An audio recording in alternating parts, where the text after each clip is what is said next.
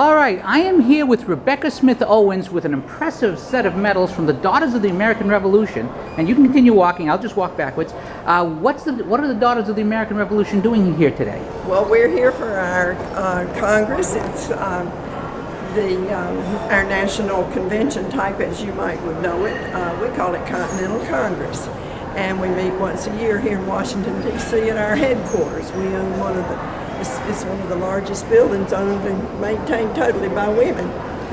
And if you haven't seen our DAR headquarters, you need to go over there and see them. We have one of the largest collections of American Revolutionary records and so forth from their times. I'll have to mention that to my wife and son, who I left on a different floor because they're touring D.C. while I'm covering the conference.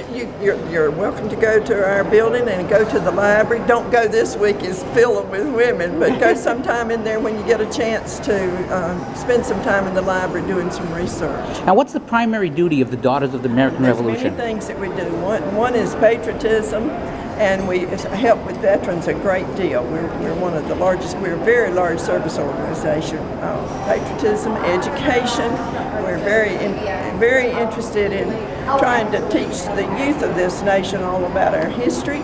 And the other thing that we, other than education and patriotism, is historic preservation.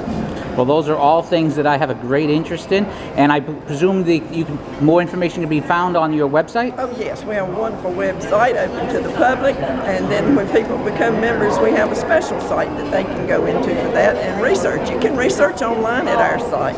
All right, well, Rebecca Smith Owens of the Daughters of the American Revolution, thank you very much for your time. I know you have a bus to catch, and my family's probably wondering where I am. Where you are. Thank you. And we're from North Carolina, so you. I have a nephew who lives in North Carolina. You can figure out the South. I'm from Massachusetts myself. Well, I have several ancestors from Massachusetts. Well, I mean, the American Revolution started there, although there were the North Carolina Irregulars in 1771, as I recall. Listen, I've got some really good regulator families and stories to tell you. Did I not mention the Florida Regulators? Furious because they got furious because they were taxed for catching fish in the creek. And when they had to start paying tax on their fish, they did a revolt. That is true, 1771, as I recall. And some of them even had to get bailed out of jail. One of my granddaddies went and bailed the crowd out of jail. All right. Well, thank you again. And there's a little bit of history you probably did not know. Take care.